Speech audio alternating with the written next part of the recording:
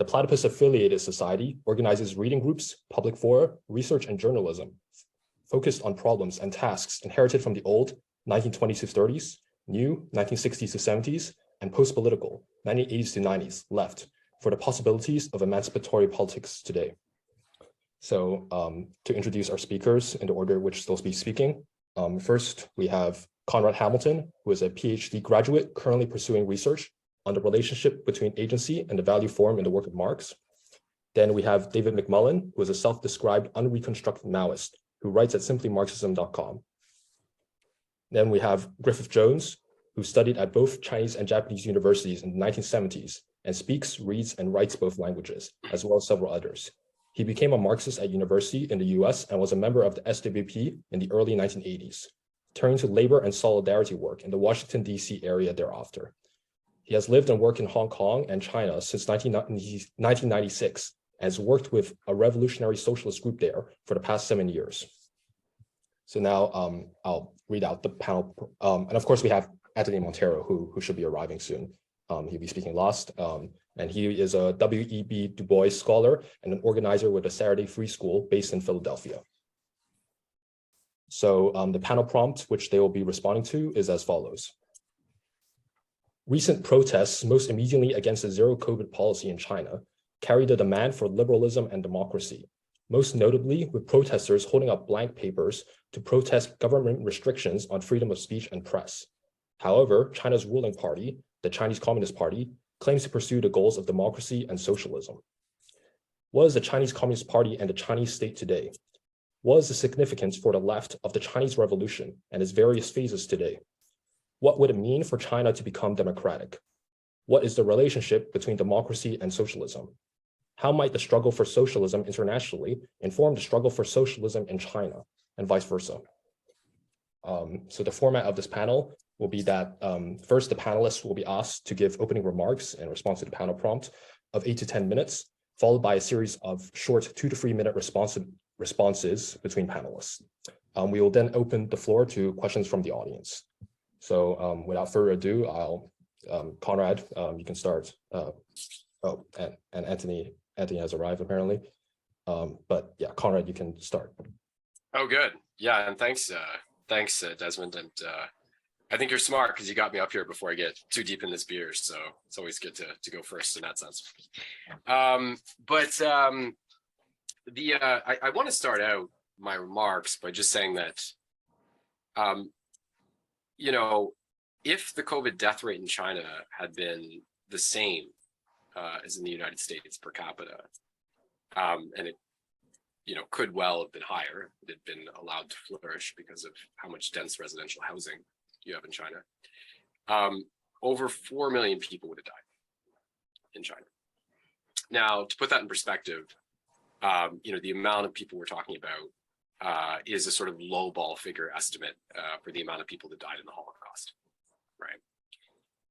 So I think we have to be very, very skeptical about absorbing the narrative according to which, the Chinese lockdown is simply proof of the state's totalitarianism or something of this nature. To put it bluntly, the human catastrophe acquiesced to by the West in the name of continuing unbroken reproduction of capital is a little bit like perhaps the Great Leap Forward, a catastrophe I think that's really too vast to be acknowledged at this moment, because if it were, I think that it would have severely politically destabilizing effects. Now, so I think that the way we see that, is the way we understand this whole issue has been through a prism of a certain kind of, severe ideological prejudice. And I think that you can really see the way that sort of misinformation has persisted also in terms of the coverage of the blank paper revolutions, or the blank paper revolution. So one will read in the Western media that these are the largest protests since Tiananmen, that they're being done in solidarity with Hong Kong and the Uyghurs, that they're opposed to a supposedly tyrannical lockdown policy. And really none of this is necessarily true, right? Because of its state capitalism, if you will, China was able to hold out with its lockdown policies longer than most Western states were, which are more dependent on private enterprise. But I think that ultimately in China, the increasing debt rate, concern, from foreign investors, and generally substandard economic performance, though not as bad as some regions, led them to start opening up in November. Right, we saw those changes beginning to happen in early November. And if you look at those changes, which a lot of which were rolled out in November and in December, these were being implemented more quickly than almost all medical experts in China were suggesting. Right, there's a very, very stark difference between the opinions being issued by the medical community and the actual policies that were being pursued. I think out of an urgent sense of the economic situation within China. And ultimately, the result of this happened very, very fast. And I think that party organs were very, very ill prepared to defend the sudden shift in approach which had happened. And of course, we know that, pharmacies and hospitals were unable to support, the sort of demand which existed. And it was in this context that protests broke out, right? Not before, right? After the party had already moved towards liberalization of these policies. And, I think what we can see here, is that the issue to me, I don't think it's so much an issue of pure opposition to the anti-COVID policies. I think it's as much to do with the way that, the rapid reversal and the deaths associated with it have caused this entire agenda to lose a certain amount of credibility. I mean, to be fair, there's no chance that as many people in China are going to die as in the US, but we are looking at a very high death toll right now. I mean, I think that's clear. So people were willing to go with the line of the CPC as long as they were coherent. And now that they're not, I think they're not. As with this idea of solidarity with the Uyghurs in Hong Kong because of the fire in Urumqi, the apartment building, this seems very unlikely to me. Most Chinese are simply not pro-Uyghur or pro-Hong Kong. I know the Western media has talked about the fact that in 2019, Hong Kong protesters held up blank pages. Of course, we could also look to Mao, who said in 1958, on a blank sheet of paper, free from any mark, the freshest and most beautiful characters can be written. The freshest and most beautiful pictures can be painted. So I'm not necessarily persuaded that that is really the point of reference. In terms of the size of the protests, they also may not be nearly as widespread as the Western media is implying. I've noticed I made a really deliberate point when I was preparing this of actually looking through international papers and not just sort of reading press from the UK and the US or France for that matter. And the level of coverage given to these events in non-Western papers, in Finland or India or Turkey is actually a lot less, right? You really wouldn't have the same estimation of the importance of these events if you read those. Something which I don't think can be explained away on the basis that they're all hacks of the Chinese Communist Party. And the simple fact is that China's had a lot of protests and uprisings over the past few decades. It hasn't been that rare an occurrence. But I think it's very interesting to pay attention to the ones the West chooses to glorify, right? They haven't focused on labor unrest, right? There's been a lot of increasing labor unrest as the Chinese working class has enlarged itself. Because to focus on that would be to strengthen forces that can hurt the profits of foreign investment. So there's a clear reason not to do that, right? Instead, they gave big support to Tiananmen, right, in '89, which, I don't want to simplify too much because the motivations were quite diverse for Tiananmen. But, it did enjoy the support of a lot of the Chinese private sector, which at that time had not been, sort of clearly roped into the CPC line to the same degrees later. We know in Tiananmen, for example, there were businesses sending motorbikes around to debrief people on the movements of soldiers, for example, right? And now they're focusing on glorifying the blank paper revolution, right? And I think, the clear reason for this is because China's lockdown has endangered the profits of foreign capital. I think that one thing we can also see is that it's strengthened China's sort of state capitalist or socialist impulses. And then I think that with the US feuding with China, it's only natural for the West to inflate the importance of these events. But in general at this time, really, and this is what I really want to stress, I mean, I don't purport to have an exact understanding of all of these things at this time. I'm not sure anyone could, right? But I think we have to be really, really skeptical of what we're reading right now in Western or Western-backed press. I mean, the anti-Chinese oversell is very, very strong.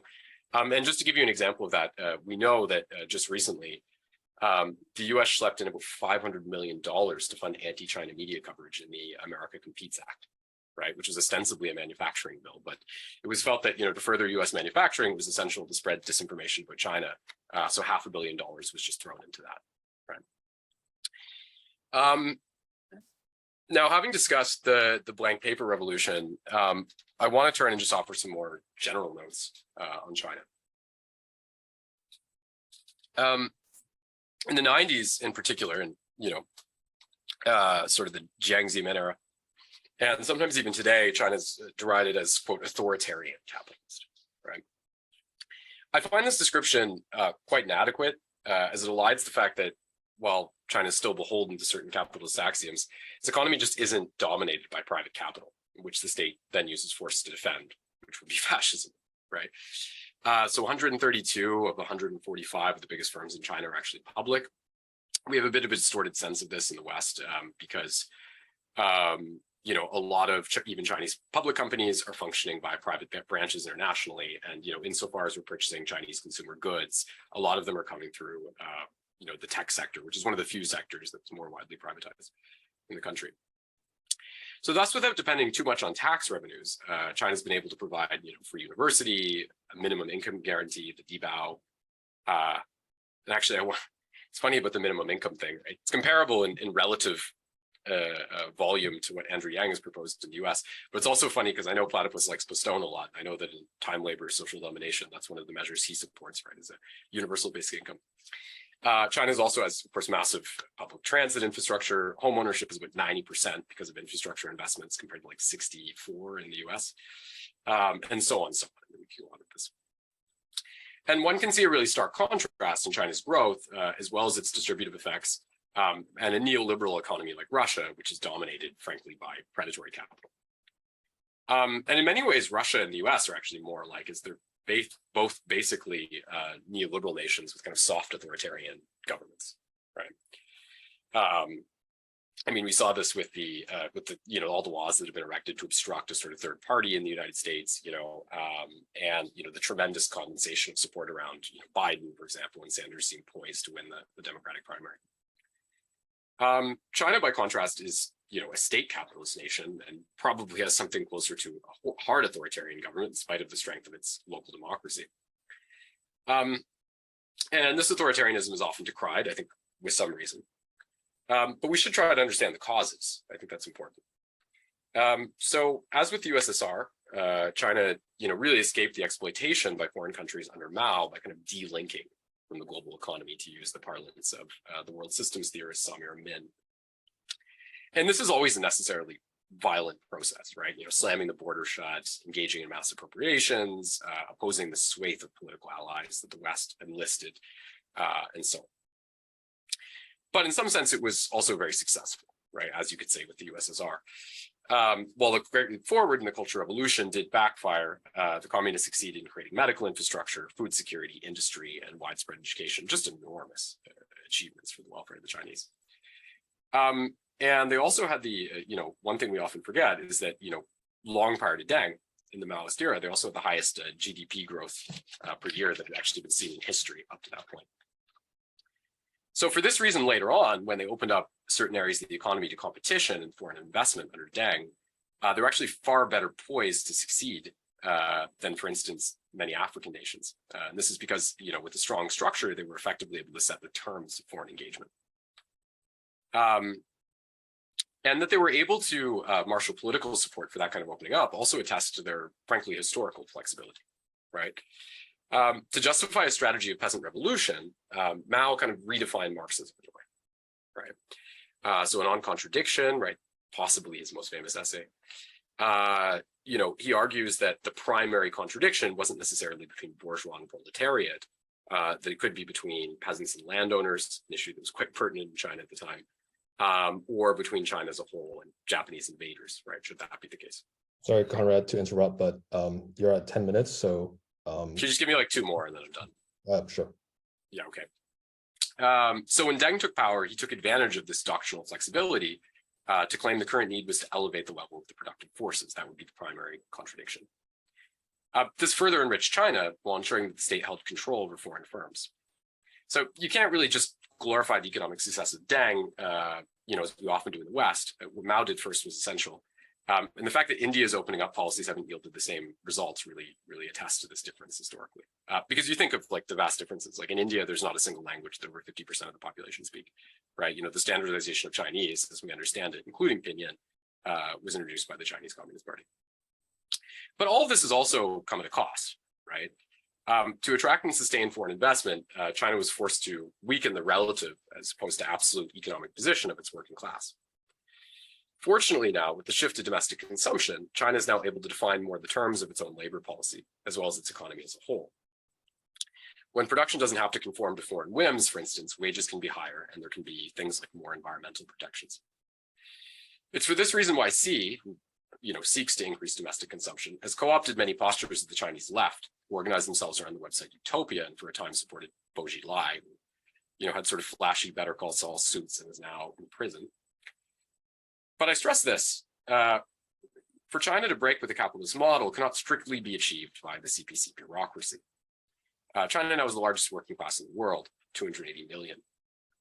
While the glorification of the blank paper revolution by the West shows that there will be efforts to exploit their resistance, for China to realize its potential will require this working class to find an expression adequate to itself. Only if party and people converge, with the people putting pressure on the government to further develop socialism, can China definitively avoid the possibility of a catastrophic relapse into capitalism. And there's a great deal of pressure in this respect. I mean, just look at what the US is doing now, pretty much baiting World War III by trying to choke the microchip exports in Taiwan, right? And these issues really do have implications for the rest of the world. If the Chinese working class can exert that sort of pressure and can help, bring about these changes in China, I have absolutely no doubt that the left worldwide would be greatly strengthened. Thank you. Thanks, Conrad. Our next speaker will be David.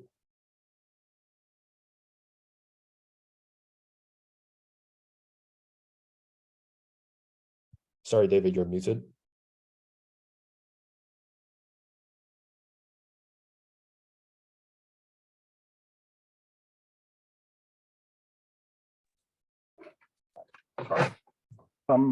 In China, the people are showing ever more signs that they want bourgeois democracy and Western-style capitalism. At the same time, you have the regime that wants to perpetuate their own fascist brand of capitalism. So I don't think you should have any trouble deciding who to support. Anti-communists will claim that the struggle is against communism. However, this cannot possibly be true because there's nothing remotely communist about the regime. So I would suggest that an important job for the radical left is to refute this anti-communist slander. And of course, in China, genuine communists would be participants in the anti-fascist resistance. Although at this stage, I don't think their numbers would be large. I think we need to conclude that there's nothing about the regime that we should want to preserve. I have no problem with the democratic elections replacing fake socialism with honest capitalism. And the more respect there is for political freedom, the more scope for a genuine revolutionary movement to emerge. Now, the regime claims that they are communists and are practicing socialism with Chinese characteristics.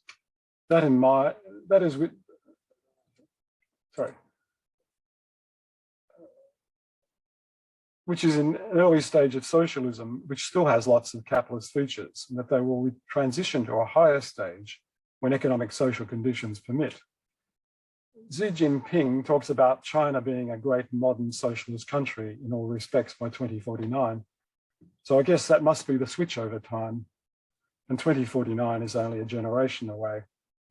But can you really imagine that the sort of people running things in China transitioning to something that would reduce their power and privilege? I find this claim rather laughable. China is very much a class society. It has a large bourgeoisie and a massive petty bourgeoisie. There are hundreds of billionaires. There are around 40 million small and medium-sized private businesses. Then add on the salaried management and party and state officials who are concerned solely with their careers in this thoroughly capitalist society. On top of that, we have widespread corruption. So to sum it up, in China, getting rich is good. Let us say, for the sake of argument, that the top leadership made this radical left pivot in the future and called for the communist transformation of the relations of production and social superstructure. On the one hand, you have this large segment of society, which is just referred to, that has no interest in returning to the path of evolution and would resist it. On the other hand, you have a working class that has spent all their lives simply obeying orders and being purely concerned with personal matters. If there were a genuine left pivot, it would be the job of the working class to rise up and begin transforming conditions that are capitalist to the core, and in the face of all this resistance to change. This would be a massive revolutionary class struggle comparable to the Cultural Revolution. I have no doubt that the counter-revolutionary stratum would prevail over the enfeebled working class, and the foolish rulers who made the left pivot would be very quickly overthrown. Of course, this is just a silly hypothetical. The political leaders only get to their position by showing themselves to be reliable supporters of the existing order. Any people who showed they have plans to overturn that existing order would not last very long. Instead, the return to proletarian revolution will be by means of the bourgeois democratic revolution. Communists will win support and the trust of the people by being among the most staunch supporters of that revolution. And the more democratic conditions will assist the growth of the revolutionary movement. So what went wrong with the Chinese Revolution? I think a big part of the problem was that the revolution in China, like the one in Russia, was peasant-based, and it was a very backward country economically and socially. It was the case of a proletarian revolution piggybacking on a peasant revolution for land redistribution. So this was not a good starting point. Subjective conditions meant that the revolution had to be very top-down, as well as people not being all that revolutionary. They were not well equipped for the task of revolution. Being peasants, they were generally illiterate and had spent their lives living within very narrow confines and could be readily pushed around by their betters. Then there was the lack of material conditions. It is hard to start heading off down the communist road if it means sharing poverty and toil. You really need the conditions created by capitalist development, where you would be sharing prosperity and labor that is losing a lot of its negative features and becoming more human. Another subjective condition I should mention here is the quality of the leadership of revolution from above. People like Deng Xiaoping joined the revolution simply to make China strong and modern. That's really all they wanted to achieve. At the same time, they were happy to enrich themselves as a new bourgeoisie. Equality did not look very attractive. Their political line, which they borrowed from the Soviet Union, served them well.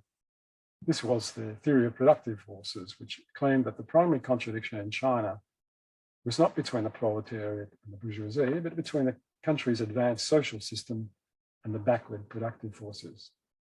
According to this view, the advance of socialism was simply a matter of developing the economy, and the relics of capitalism would peacefully fade away in some misty future. The Cultural Revolution was an attempt by Mao and his supporters to swim against this tide of backwardness and reaction. However, within a month of his death, a coup reversed these efforts. In the 1980s, there was a moribund Soviet-style economy, which was then replaced by unmistakable capitalism in the 1990s. Future revolutions in developed capitalist societies will be very different. Underlying conditions are far more favourable. The vast majority of the population are workers earning a wage or salary. And there's only going to be a proletarian revolution if there's real mass support to begin with. Equality would mean sharing increasing levels of affluence. Then there is work equality. An equal share of the more routine work would not be too burdensome, as more and more of it is done by machines and computers. It's increasingly possible for everyone to do rewarding work, develop their abilities, and follow interesting pursuits. Work is increasingly cerebral, and our interaction with machines are becoming more complex. There is a diminishing need for the old division between mental and manual labour. These are the sorts of conditions you need if we're going to transform the relations of production. And this transformation is at the heart of the revolution. It basically means people thrive in their work and they want to contribute to the common pot that they all share. The thriving of work Thriving at work means eliminating the old division which separates thinking and deciding from execution. It also means generally our relations with each other in the work environment. We will display mutual regard, we'll build each other up rather than tear each other down. And the healthy relations in the workplace, plus economic security, cannot help but positively impact on our relations with others generally. The quote from the Communist Manifesto: "In the place of the old bourgeois society with its classes and its class antagonisms, there will be an association in which the free development of each is the condition for the free development of all." End of quote.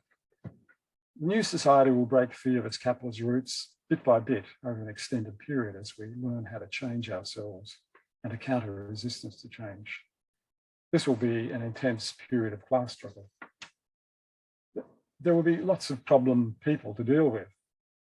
There will still be many opponents and fence sitters.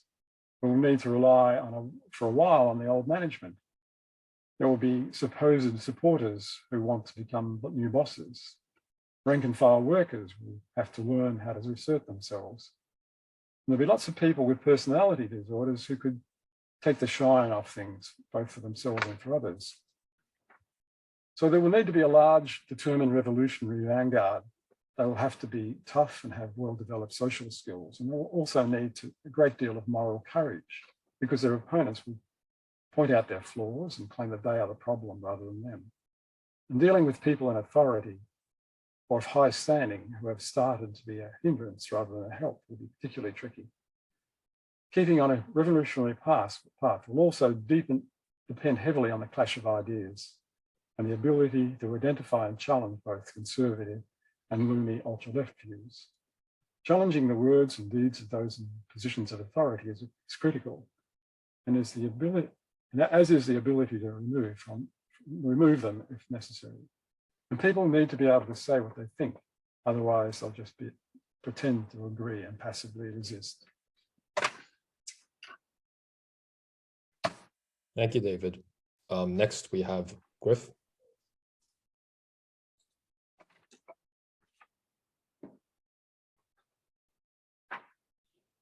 Sorry, you're muted, Griff.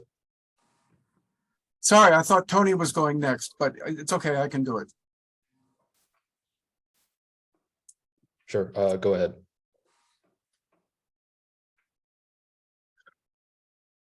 So, starting with the protests,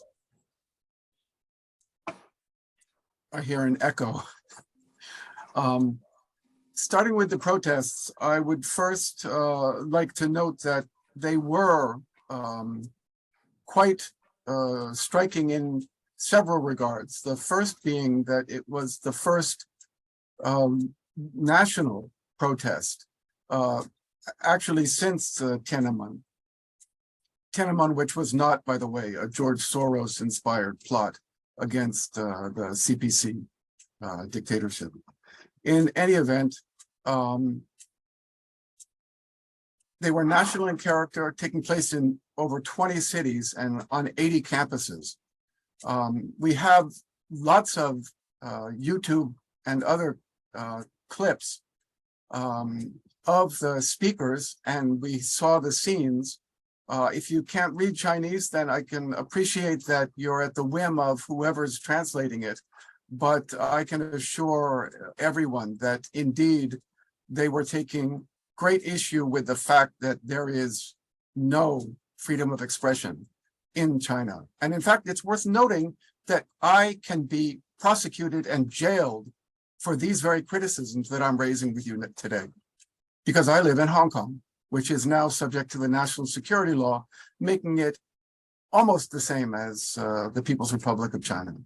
So the blank sheets of paper have nothing to do with Mao Zedong quote, and they have everything to do with the fact that people know they are being surveilled and repressed by the most thorough. And since the CPC spends more on internal surveillance and repression than it even does on military, you get a pretty good idea that it's anything but a society that allows free association or the free expression of ideas. In any event, as someone who participated in the protests in Hong Kong in 2019, I have to say that to hear some of the protesters commenting how they regretted having dismissed the protests in Hong Kong 3 years ago, and now they're realizing that the people in Hong Kong were protesting for a reason. It was very satisfying. Hong Kong also was, by the way, for people who weren't involved with it in any sense and who had no understanding of on the ground, had very little to do with any kind of CIA subversion. But it's worth noting that the first go-to for the CPC when confronted by these mass protests was, they're foreign inspired. Seriously. I mean, that's almost as lame as taking down the street signs for Urumqi Road in Shanghai, as though that's going to prevent people from identifying with the Uyghur families who were burned to death because they couldn't get out of their apartment building. The kind of conditions of brutal lockdown that I think very nearly 100% of Chinese population has experienced at one point or another over these past 3 years. In any event, I'm getting a bit off the point.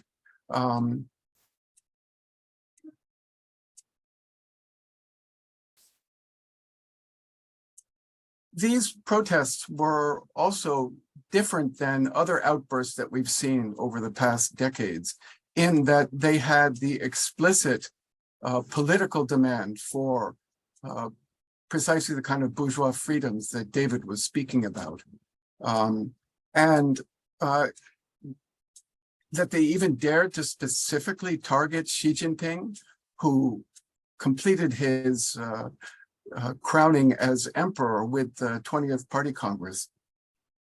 That was really quite astounding. Well,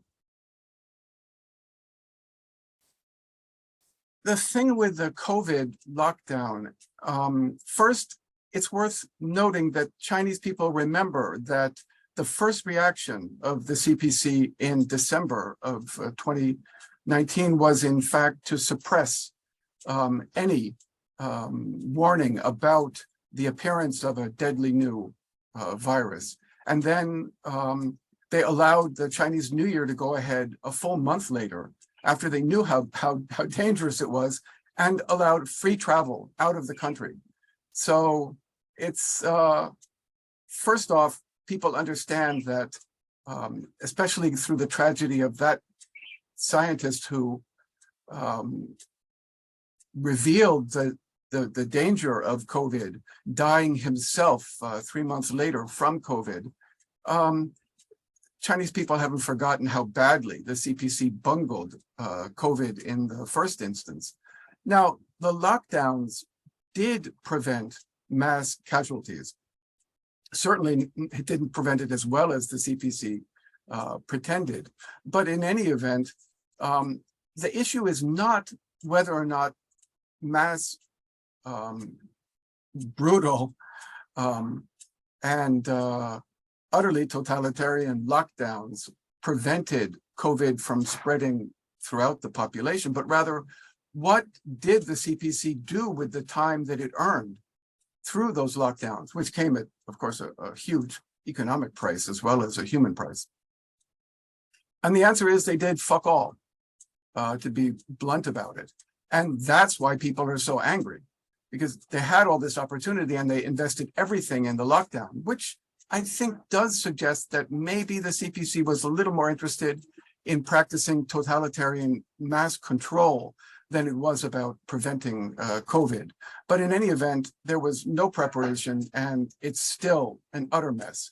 Whether or not Conrad said that China won't reach the same death toll as the US, well, I'm quite sure that it will in absolute terms. But granted, that still means that even if 1 million, even 2 million Chinese die as a result of this COVID wave, coming after the unprepared and almost spontaneous lifting of zero COVID, it'll still be less than what happened in the US. And that's an indictment of the US health care system. It's the tragedy of spending more than any other country and having horrific results. But that's not our discussion point today.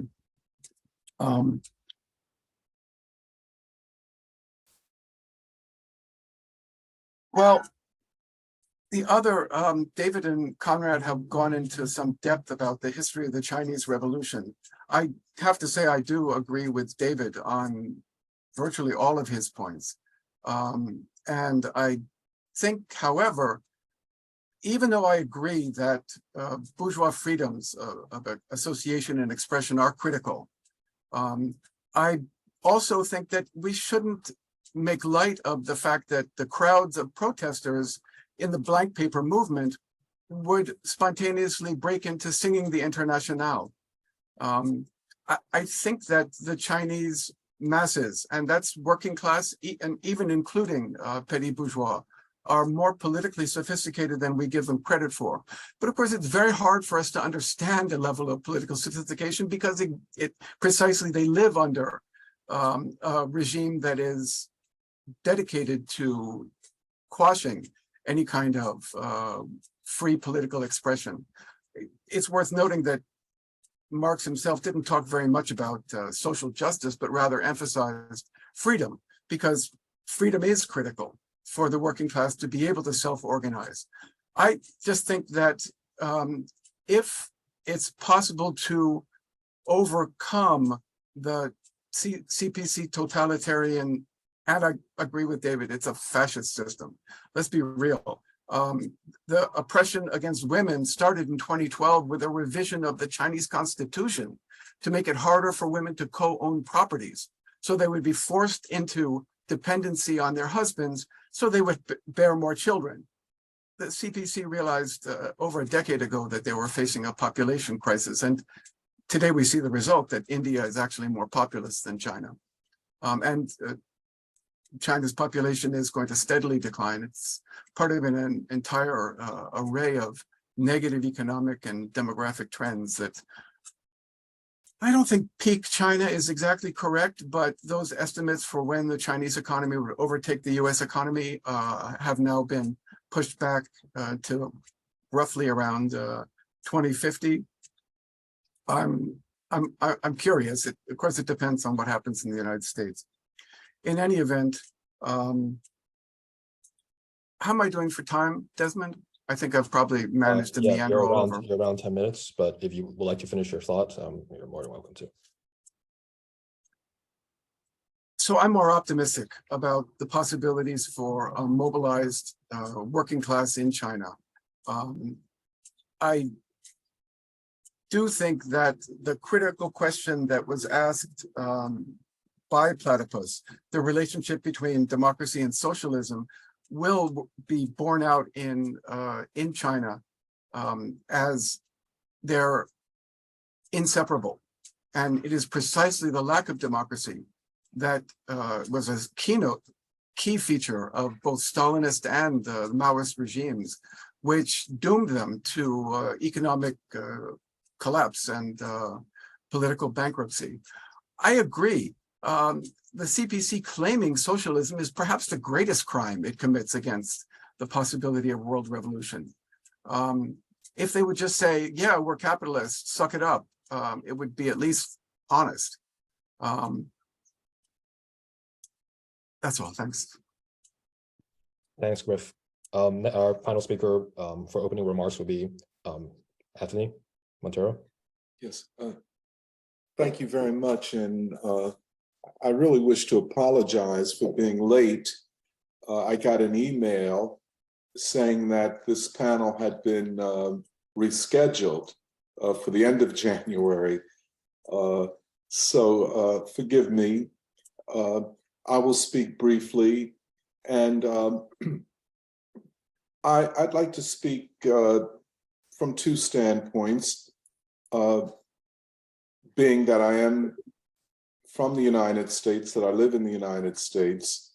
So often our discussions about the, and I put inverted commas here, about the failures of socialist societies, and we must remind ourselves that there's been no advanced capitalist country where there has been a revolution, a democratic revolution in the modern or contemporary sense, or transition to socialism.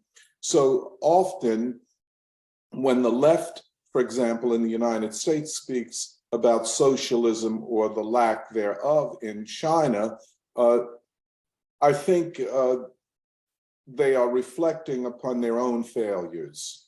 Whatever the failures of the Chinese Revolution, and there are many, whatever their failures are, their successes far outweigh them.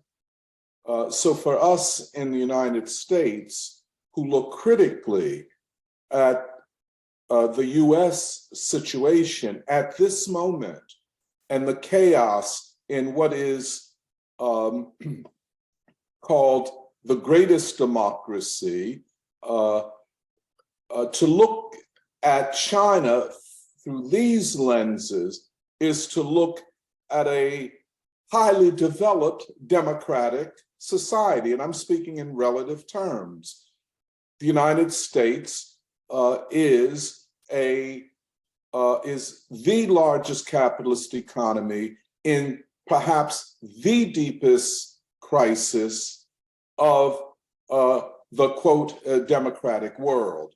And so for me, when I look at China through the lens of the experience of the working people of the United States, one would say that the democracy in China is much more developed, and the claims of the leadership of the Chinese government and Chinese state seem to ring more true than what is said in the United States. I hope that makes sense, because I think so much of the left's, again, inverted commas, discussions of countries and societies that are in fact alternatives to the US and Western model. Generally, we are talking about our own failure without in fact saying it. If nothing else, the Chinese people made a revolution. There is no Western country that has come even close to doing that. If nothing else, at the time of the revolution, China was, if not the poorest, the second poorest country in the world. Unless we are to believe, which I don't, that the Chinese government is lying completely about the eradication of extreme poverty. Even if we, for the sake of argument, wish to say that what they are saying is only half true, if only half true, what has been achieved there in 70 years makes a country like, should make a country and a ruling elite like the United States embarrassed. The achievements of the Chinese Revolution, in and through crises and contradictions, show humanity. And here I would like to begin with humanity in the United States, that humanity that I know best, that it is possible to radically change relationships of power and to redefine democracy in such ways that, that the people are in a different position vis-a-vis the state. And so I think if we can't accept that something world historic and profound happened in China in 1949, and that there has been a process of attempting to deal with some of the most difficult social and sociological and economic and political problems that any society has faced, and has done generally quite well in spite of mistakes, in spite of the Cultural Revolution. If we can't acknowledge that, I don't know what we're talking about, or whether we have the authority to talk about anything relative to revolution. The second thing is, I think we need to be clear about the categories through which we understand what we claim we are talking about. Philosophically and epistemologically, the category democracy means different things under different circumstances and at different times in history.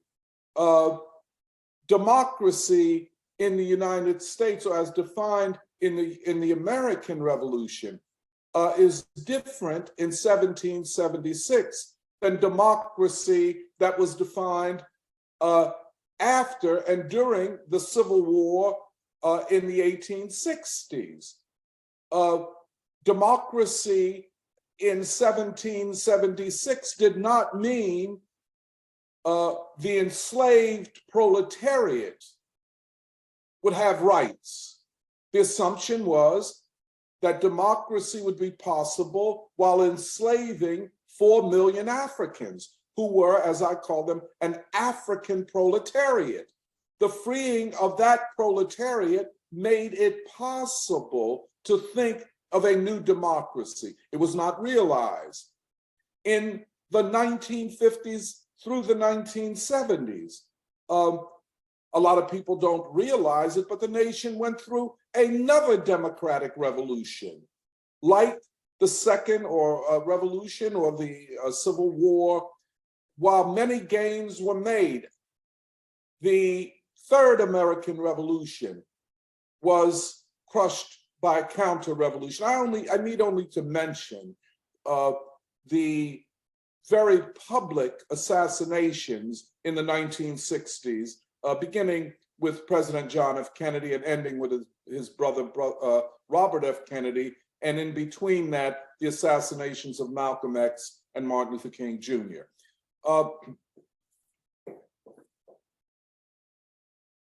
I'm not quite clear whether when we're talking about democracy, if we're really just talking, or in the main talking about civil liberties in the Western definition, without reference to the nature of the state, which for me, the nature of the state is the foundational question, certainly that every revolutionary asked. And if one wants to reduce the question of democracy in China to whether or not they have civil liberties that approach what the American Civil Liberties Union or their equivalent in other Western capitalist countries say, unless we're prepared to reduce our discussion of that, we have to look more profoundly at what is going on in China. I guess the last thing I would like to say is, let us not confuse protests with a working class uprising, protests of different sectors of the society. Certainly, they are propagandized or defined as struggling against a repressive regime, a totalitarian regime. But what revolutionary state in the 20th and now the 21st century has not been defined as totalitarian? Everyone has been, every single one of them has been. Each of them have faced protest. Each of them faces often legitimate demands by their people for wider rights. But a society cannot leap outside of the material conditions of its society. what are the stages and possibilities for the development of a not just democracy? And I agree with everyone's point that without democracy, societies cannot evolve to new economic relationships, to socialist economic relationships, and ultimately to communist social relationships. But what do we mean by democracy? Whose democracy? For whom? The vast majority of the Chinese people. And I would agree with those who say it seems like the COVID lockdown policy was bungled. Well, let us say that is the case. But what about the long march, and here metaphorically, long march from 1949 till today? How do we gauge that? How do we measure that? And what do we learn from it? In the United States, we revolutionaries learned that the process of transition from capitalism to socialism, from bourgeois democracy to working class democracy, from, quote, individual rights to collective rights, to from economies that are completely dependent upon the main centers of capitalist power and their currencies, and from that to what we want. It is a more difficult process than most would acknowledge. And I would just caution that we have to be mature in our understanding of the complexities and difficulties of revolutionary processes. I think the Chinese people and the Chinese Communist Party deserve not unconditional, but indeed our support. We must, let me just end on this lastly, and forgive me for being late once again. I know in the United States, where every movement of discontent is called terrorist and anti-democratic and even fascist, that we, I think, have a responsibility, and I'm speaking of the people and revolutionaries of the United States, to be clear about what time of day it is in history, and that indeed the Chinese people are waging a heroic struggle to build a new society, indeed under the most difficult conditions and under threats now of war and even perhaps nuclear war. So thank you very much. Thank you so much, Tony. Oh, and sorry about the miscommunication. Now we'll move on to short responses, 2 to 3 minute responses to the panelists' opening remarks. I think we'll go in order that we gave the opening remarks in. So Conrad. Yes. So I just want to say 2 quick things. And the first one is a response to David. And he was talking about, I believe this sort of, it's quite a sort of arcane and productivist notion of Marxism, whereby, China was defined by this original sin, right, of the fact that it had this kind of peasant revolution, right? And in order for it to truly develop socialism, the bourgeois will have to take power. I suppose that's something he thinks we should support. And it will develop in that way. And I want to highlight, just what I really think to be is kind of the inconsistency of this kind of viewpoint. So, I mean, if you actually examine the reasons why China resorted to peasant revolution, I mean, I highly recommend the book Mao Zedong Thought by Wang Fengzhi, who was actually a Chinese Trotskyist, right? And the book is a very, very mature meditation on the reasons why the Chinese Trotskyists failed, and also the strengths and weaknesses of, the sort of doctrines of Mao Zedong and the kind of political structure which was promulgated. And, one thing he points out is that originally and naively, we really expounded, the need for sort of urban revolution. Of course, we know that failed and was pretty much beheaded, right, when Chiang Kai-shek massacred, sort of the urban communist cells in 1927. But I think really, Feng Zhi also acknowledges that, the Chinese communists strategically, and whatever, derangements or defects that it led to in their ideology, strategically, they did get it right, that if you wanted to make a revolution, you needed to mobilize the peasant population because there's the vast majority of the people, right? And, I think there's sort of a misunderstanding of world systems theory, and really a misunderstanding of the global south that's kind of going on when someone like David talks. So if China had its bourgeois revolution at that time, of course, we know that, Sun Yat-sen, that had sort of happened in 1912 and then subsequently collapsed in short order. If it had had its bourgeois revolution, it never would have developed the way it did, right? Because, and this is very clear. Like if you read someone like Samir Amin, or even just look around at the world, right? It's not the case that if you're a poor country, if you just have, sort of bourgeois capitalist society, suddenly everything's great and it all develops. Okay, the contradiction between labor and capital simplified, communism, great, right? That's a very dubious view, right? Because the reality is, if you look at countries that didn't engage in this process of delinking, right? You can look at examples in Africa, right? I mean, these countries were just relentlessly and brutally exploited by the West, right? Often while, having governments that nominally committed themselves to these kind of liberal democratic principles.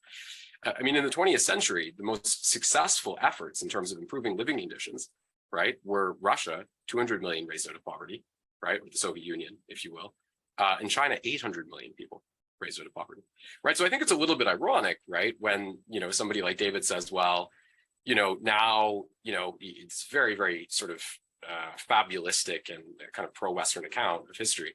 But when he says, well, now we just get rid of the Chinese Communist Party and, bourgeois revolution. Well, to some extent, China's still in that position, right? Because they're like, what, a fifth or a sixth as wealthy as the US in per capita GDP. They're still in the position where there would be a very severe threat, right? If all of the sort of, capital controls and forms of national control that exist there, if they were quickly dismantled, they would really be at a risk of having their society very, very rapidly co-opted by Western capital, right? So when we talk about authoritarianism, I think it's very, very important to talk about the conditions in which that's actually created and what it's intended to do. As for JG, I just want to say quickly, he seemed to present this kind of vision of China whereby like everyone in China, he hates the totalitarianism of the government, and this is the emphatic expression of that.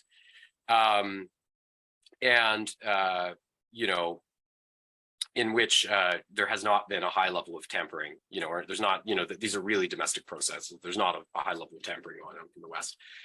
First of all, I would just like to point to the fact that, Harvard University, right, has vetted a study that was performed in China that basically indicated that, these are vetted by a Western institution, right? They're not CPC statistics.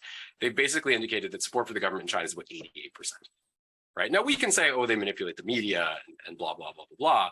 But I think the most obvious cause of that level of satisfaction is not just, the social guarantees that Chinese people enjoy, which are immense relative to their level of wealth, but also the fact that for many Chinese people, every day in the past 40 years has been better than the day that came before that, right? Which attests to many of their successes in governing.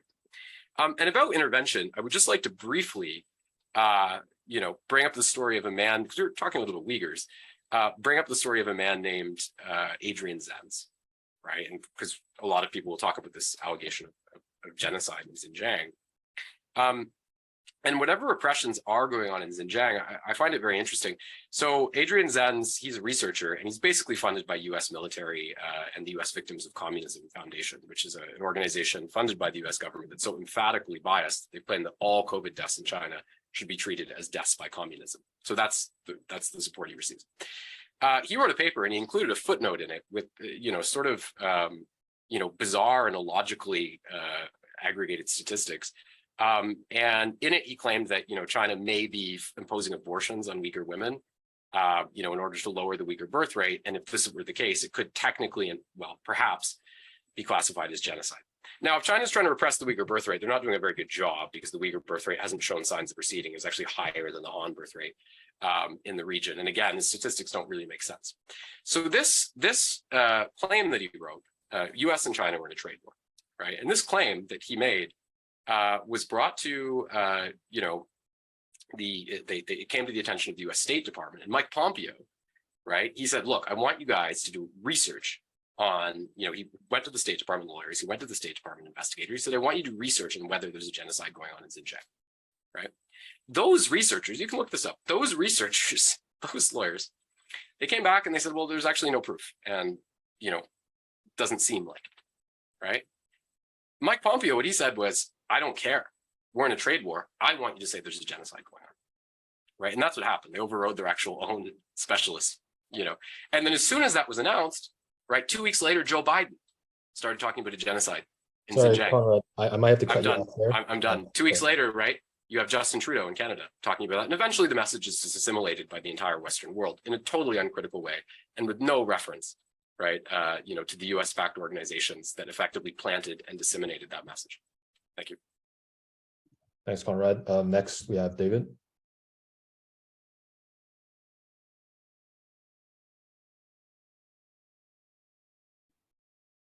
Sorry, David, you're muted.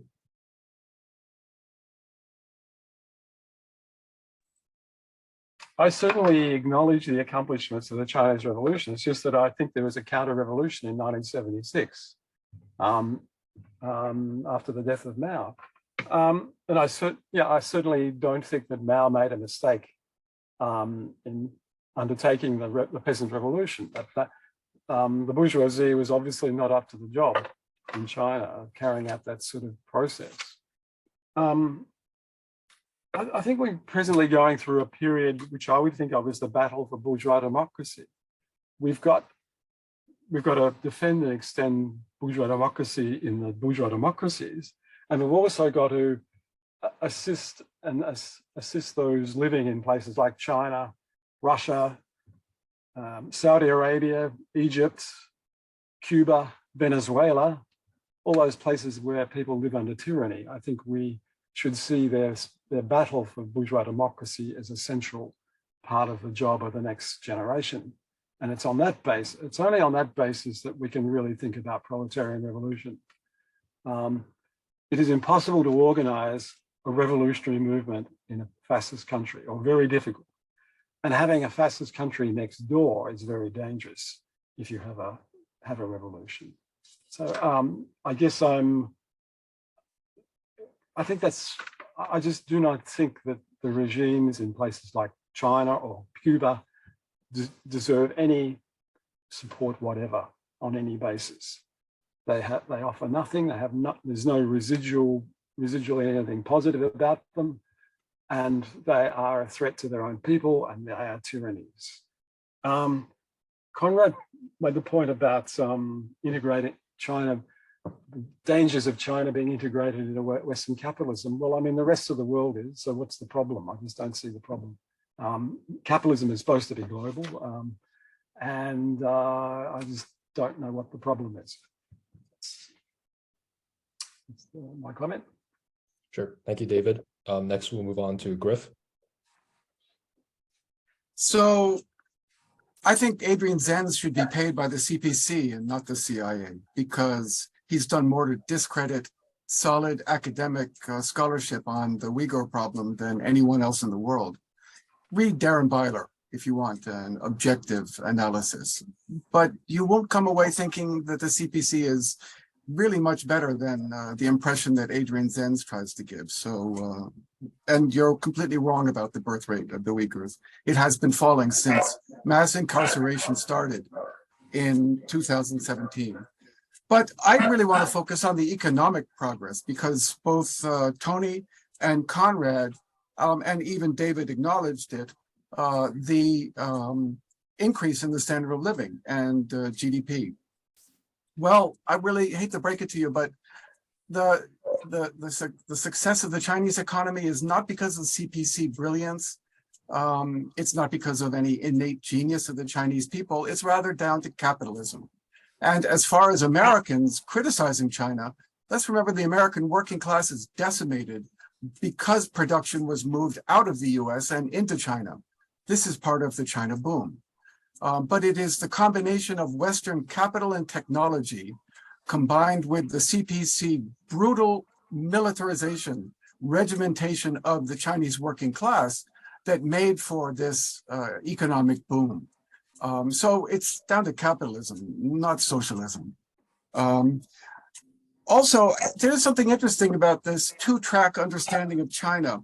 You know, of course, that Chinese communiques, a diplomatic communication, the English versions are always different than the original Chinese versions. And that's because the CPC is very adept at tailoring its message, of injecting propaganda into virtually every expression of the Chinese government.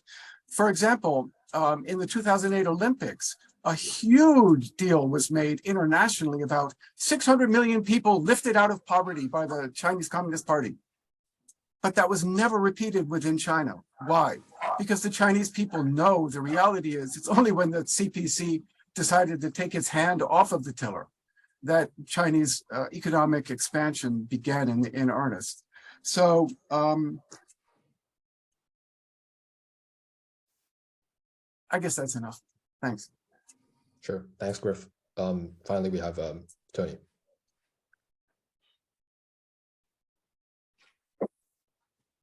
It's often hard to know where to begin in such a discussion, and I don't mean any disrespect.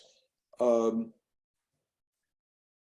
seem to proceed from assumptions that are very different than some of my colleagues here. Let me begin with my assumptions. One, there was a revolution we call the Chinese Revolution and the declaration of a People's Republic of China. And although led by communists, the Communist Party knew or believed after a point that the transition to develop socialism, or even moderately develop socialism, would be much more arduous, would be, as they have analogized their process, would be as arduous as the Long March. No one knew at the time of the Russian Revolution, even with 5-year planning and so on, that the process would be much more difficult than was thought, that theory guiding this process did not exist. But, and here I think Lenin is instructive and very helpful in his understanding of the state in revolution, which is really a treatise on democracy. One could consider it a theoretical treatise in argument with John Locke, while acknowledging bourgeois democracy, as did Mao and the Chinese communists in 1949. They said to realize the aims of the revolution, which was both democratic and socialist, more leaning towards the political redesigning of a system, now that you had an alternative and revolutionary class and its party in power. There was a revolution in China. There were mistakes made in China. In fact, I think the Cultural Revolution was a huge mistake, and in many ways a setback to the process. However, the resilience of the party and the Chinese people has reversed many of those mistakes.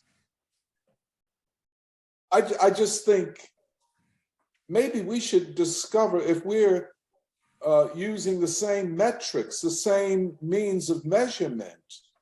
Did the Chinese eliminate 800 million people from poverty or extreme poverty? Did this happen? Did something close to it happen? I mean, if it happened, then how do we say, well, this was the result of the United States transferring capital and hence jobs from the United States to China? Well, that has happened in many countries. In fact, before the transfer of capital from the United States to China, there was huge poverty in the United States. And since, even with the attempt to repatriate capital, there is huge poverty. And in a lot of ways, we might be looking at one of the more severe recessions in our modern history in the coming months, which will add to the impoverishment. Now, maybe there's something that I don't see, and the Chinese government is so skillful that they can hide it from the world public, but I don't see anything similar in Chinese cities to what we have right here in Philadelphia. Huge drug markets with hundreds of especially young people, and now for US society, interestingly, majority young white people living on the streets addicted to fentanyl and other drugs. I haven't seen that. Does it exist in China? Does it exist among the Uyghurs? Does it exist in Tibet? I think in a comparative measurement sense, and in a historical sense, without the government of the Communist Party of China, without the revolution of China, China would be relatively, today, they would be where they were relative to the rest of the world in 1949, or something very close to it. Sorry to cut you off, Anthony. Because but I'm sorry, forgive me. If you have a final thought, or if you'd like to finish your thought. Yeah, I want to know how we measure democracy, and what democracy, and for whom. And if polls after polls conducted by Western institutions say that 84% of the Chinese people feel that the government serves their interest, and in the United States, the so-called beacon of democracy, and Biden with his democracy summits, in the United States, 60% of the US people, according to polls, say that the United States government is corrupt and does not serve their interests. Whose democracy? And what is the metric through which we measure it? Thank you, Anthony. So now we'll turn to the question section. So if anybody in the audience has a question, they can raise their hand and I will call on them. I can unmute their mic and then they'll ask, but actually I want to use my moderator's privilege to ask a question of my own, which is based on the last question in the panel prompt, which is how might the struggle for socialism internationally inform the struggle for socialism in China and vice versa? And I wanted to make this question a bit more dramatic. So, so as like a thought experiment, imagine that there was a member of the Chinese proletariat in the Zoom call. What will you tell them? How will you tell them to struggle for socialism? And also, you know, if there was a member of the American or Australian, in David's case, proletariat, how might the struggle for socialism, how might it inform the struggle for socialism in relation to China? Yeah, so any of the panelists can take this question or not. You're free to do it in whatever order you want. Okay, I might just say, I think I'd be saying to the Chinese proletariat, unite the many against the few, against the tyranny. And that means uniting with any whole range of people who are not communists, who are not proletarian revolutionaries, because that's the stage the revolution is at the moment, just uniting everyone against the tyranny. At the same time, it's a matter of, I guess, also pointing out the limitations of that and the fact that the bourgeoisie, any bourgeois forces cannot be relied on.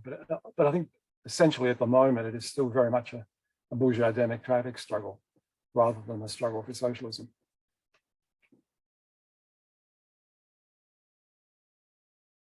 I can add to that if you'd like. You know, I mean, I think that with respect to the sort of successes that, you know, I think the Chinese Communist Party in China as a whole has undeniably had, and some of those have been elaborated on by myself and Tony.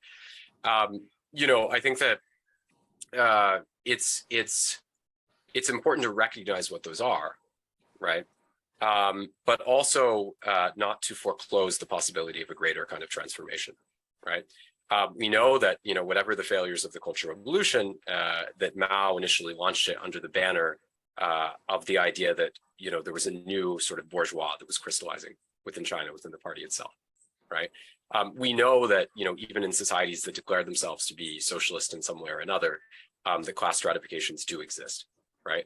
So what I would say to someone who's in the Chinese proletariat, I would say, you know, struggle for more, right? You know, struggle, you know, to push the system in a more strongly socialist direction, but also be very aware that any kind of instability that's going to be wrought through that struggle, you know, there will be an aggressive attempt by Western countries to exploit that. So one always has to be very, very careful about backsliding, right? It's a delicate position. As regards, you know, someone from the Western proletariat, if they were here, what I would say is that, you know, I think there's been a narrative that's been diffused in the past few years, according to which, you know, the automation of jobs, you know, is pushing us toward this kind of accelerationist crisis, and so on. I don't wish to suggest that that's entirely wrong. These are very, very serious issues. I mean, the most common job in the United States is to be a truck driver, and self-driving cars could, you know, put a lot of people out of work. But I do think that we have to understand that right now there's been a flurry of demographic factors that do actually favor, to a certain extent, the boosting of the value of labor power. In the United States, for example, the severe reduction in immigration that occurred during the Trump years, which was not just a question of policy, it was also a question of environment. You know, the deaths that were caused by COVID, you know, a generational shift where you have a lot of baby boomers passing away, and so on, so on. So I think that, you know, and also the repatriation of capital, which Tony was talking about, which is very, very important in this trade war with China.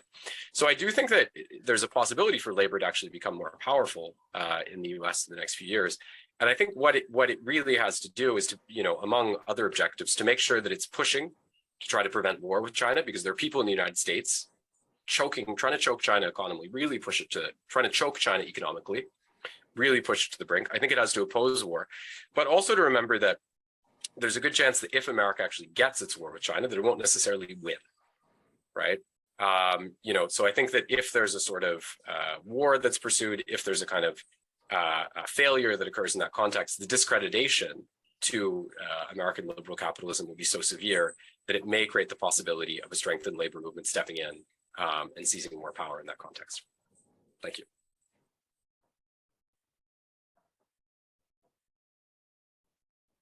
Can I respond? Sure. So it may sound like I'm going too general and not responding to your last point on the panel question, but I intend to. I just want to say that the support for the CPC that's reflected in polls like the Harvard one that Conrad mentioned is motivated not by admiration or confidence in the CPC as a leadership,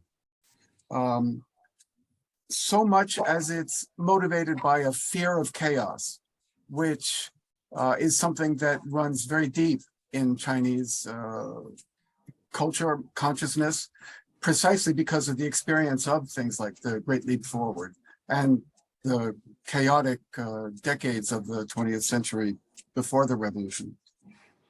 So the Chinese proletariat,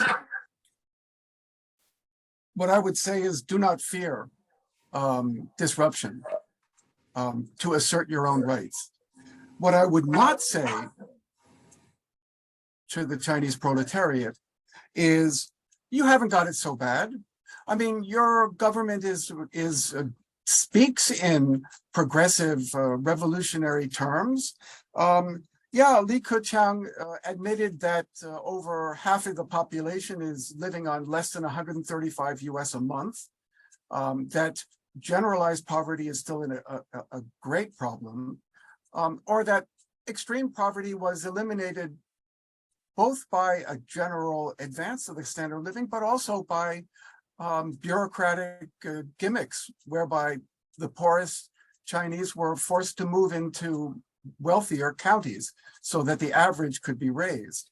No, I wouldn't tell them that it's not so bad being essentially like a US undocumented worker, which is the status for hundreds of millions of Chinese workers, the very heartbeat of the factory of the world that China has become, because they live in a bifurcated society where people in the countryside, regardless of whether they move to the city to work, are forced to receive their social services in the countryside. So in other words, they get nothing.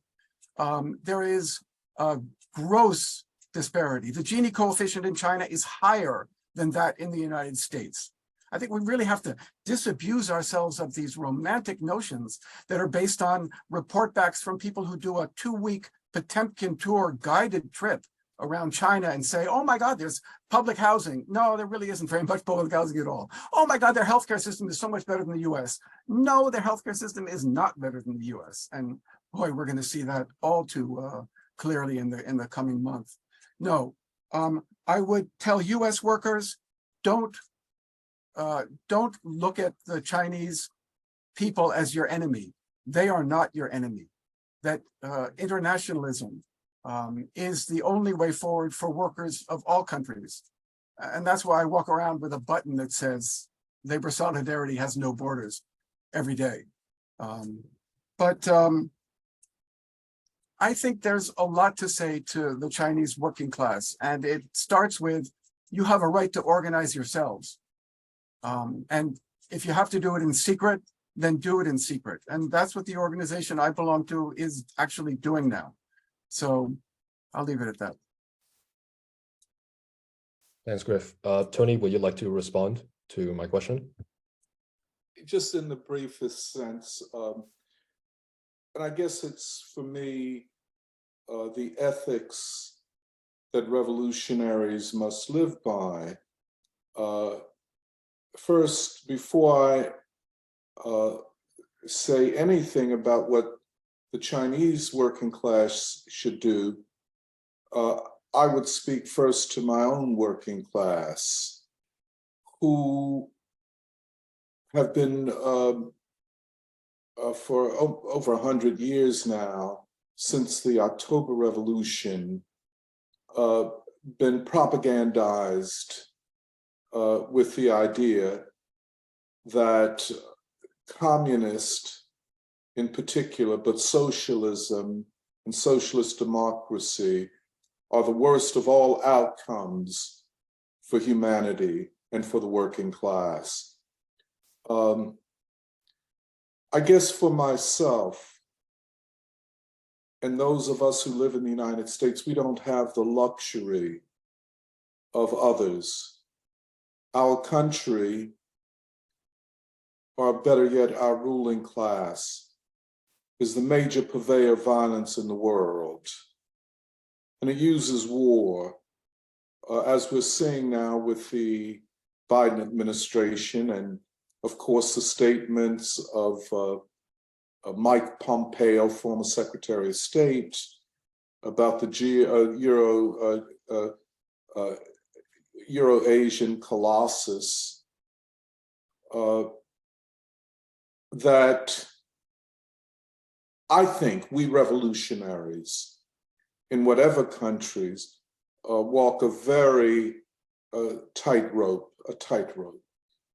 But we must also always be aware that the source of counter-revolution is not China, is not the Communist Party of China, but it is the Western ruling classes. they are the counter-revolutionaries. Whatever the problems are, and people who live in Hong Kong or places closer to China might see things in a different way. But there is no way in this world to say to the Chinese proletariat or the Western proletariat, and in particular, the US proletariat, that the United States is anything less than the great threat to humanity through war, and is, if China was such a capitalist country, why is it not treated in the same way, let us say, that Germany is treated, another capitalist country? The ruling class of the United States is very class conscious. Our problem is they're more class conscious than the working class. Maybe more class conscious than the Chinese proletariat. But the fact of the matter is, their class consciousness leads them to the recognition that counter-revolution is a means to resolve their the crisis that they have with their own working classes, and in the case of the United States, with the US working class. Thank you. Thank you so much, Tony. Now we'll move to questions from the audience. I'll call on Danny first. Thank you very much. Thank you for the discussion and everything. And I know this can be a sensitive topic. I had a kind of statement question. Rosa Luxemburg called herself a Bolshevik, but she also wrote a critique of the Russian Revolution. And she said that the fate of the Russian Revolution was bound up with the international proletariat. In the critique, she said whatever problems one might find with kind of the police measures that might have had to happen in Russia at the time, especially during the Civil War, they were due to the responsibility of, she said, the international proletariat, but especially the German proletariat. And to give a kind of analogy here, I feel like sometimes when, as kind of Tony was bringing up in his presentation, when one kind of gives either an affirmation or a condemnation of China, it kind of happens in a sort of abstract fashion. It's kind of outside of raising the necessity of, as Tony was just raising, the question of also the working classes in the West, and I guess primarily in the US in terms of the concentration of capital. So I wanted to ask the panelists, this is kind of for anybody, but really to think about how could one raise the necessity of linking up how the Chinese Revolution would have to raise the necessity of a revolution in America as well. I think Tony's comments right now, where it seems like the American ruling class is way more class conscious than maybe everybody else, so like very planned out, actually raises the question of how, also going back to Tony's presentation, there's a certain way in which there's also a fault in, I guess, the Western left or the socialist left worldwide, meaning we can sit there and either condemn or affirm, meaning also people kind of project onto China that it, like, is it Bernie Sanders for some people in the West? Like they're more progressive, they kind of have those kind of projections. But like, how does one raise the necessity of how the Chinese Revolution also tasked the rest of the world with following through in that case, making that explicit? Maybe that links off of this question, but thank you very much. I've enjoyed the conversation so far. Thank you. Thank you, Danny. Would any of the panelists like to respond to that question?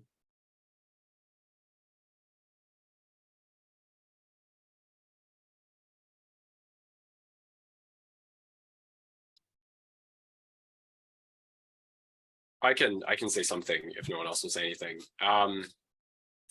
You know, so I think that you know, obviously a lot of what Rosa Luxemburg wrote about the USSR turns out to be prophetic in many respects. And you know, this is sort of when we're talking about the 20th century, right? Like there is this, and Platypus, of course, really has their ear to this, but there is this absolute tragedy, right? Which is the tragedy of the Russian Revolution to materialize into something larger at a global scale. I think part of the problem, you know, with the sort of Western kind of Western analysis, which is often diffused in Marxist circles, is when you just stop there, right? And say, well, that didn't work. these places are capitalist, blah, blah, right? Whereas I think the reality is it's very useful to read someone like, Salman Ramin and world system theories like on this issue, right? What really happened was that these countries, which were less developed, right, not having that show of solidarity from the West, they were forced to internally develop themselves. That was a process that, had many lapses. There were many failures. Nevertheless, I think we can say rather conclusively, if we're looking at more or less any objective social or economic metric, that it succeeded to a far greater degree than most of the parallels of what we see within, the forms of liberal capitalism, which were diffused in the global South.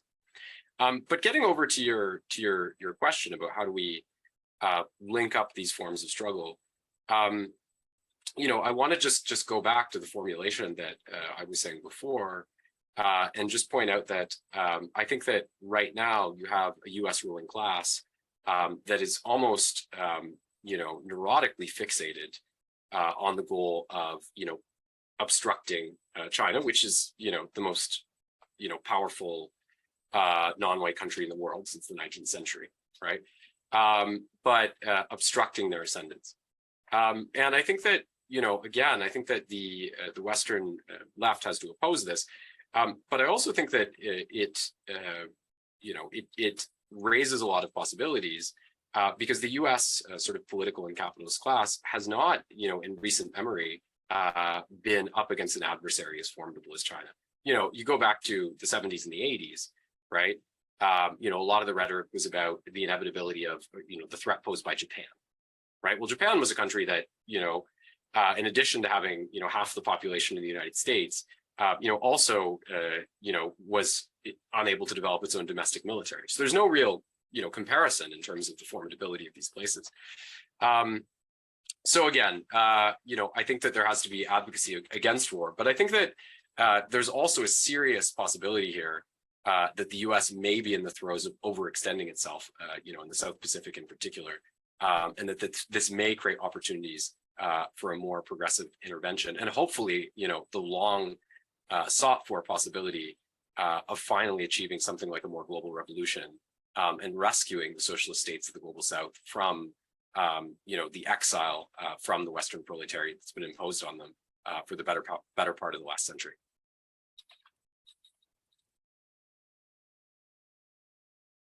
Thanks, Conrad. Would anyone else like to respond to Danny's question?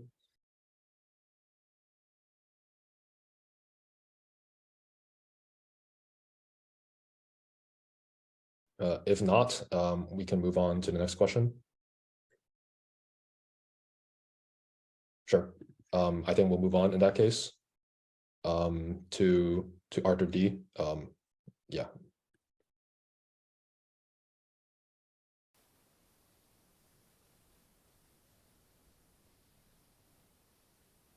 Hello, Arthur. Can't hear you. Might be something wrong with your mic. I might call on Qingyang instead of you. You can type your question if something's wrong with your mic. So yeah, Qingyang. Oh. Hello. Hi. Hi, hello.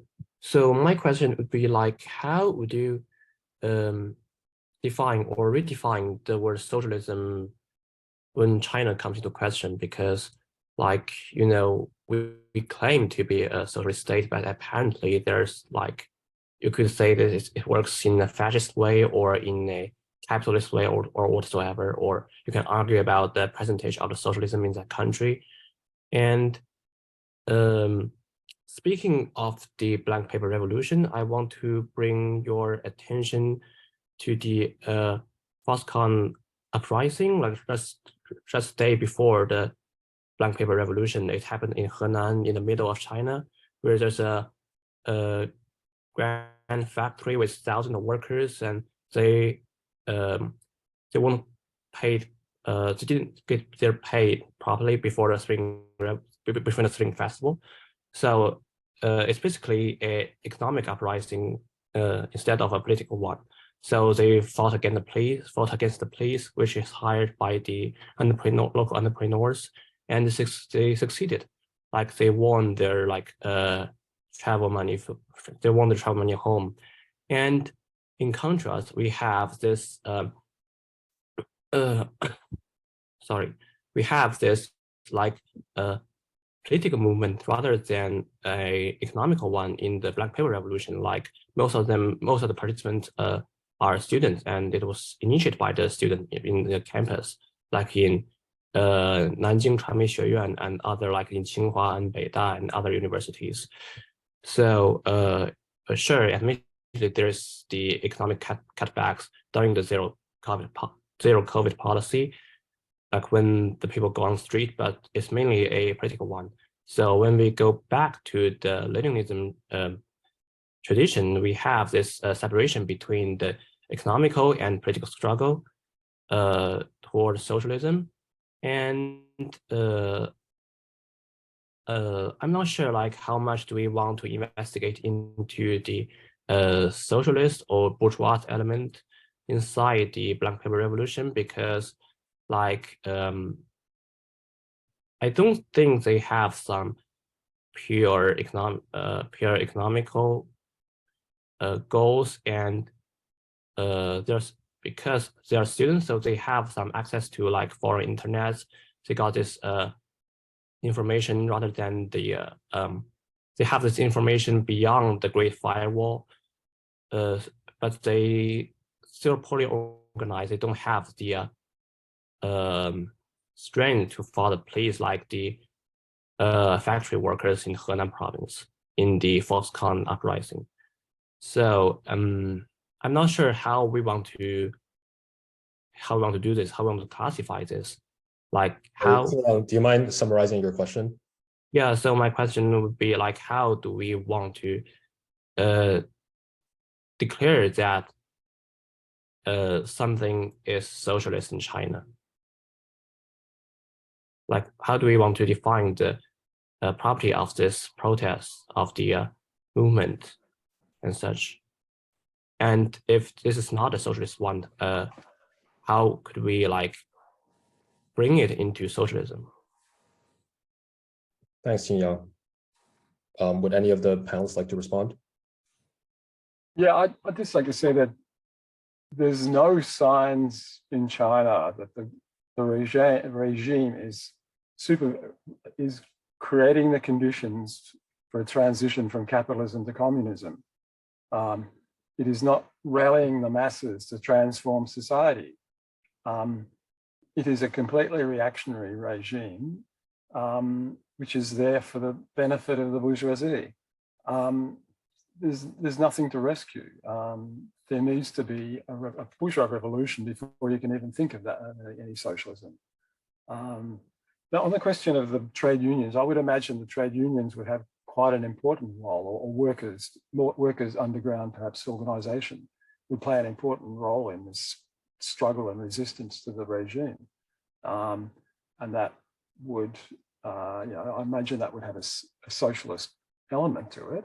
People seeing that the ultimate task was proletarian evolution, but they would still be seeing their primary immediate role was uniting with everyone against the regime. Okay. Would someone else like to respond? I think we have to be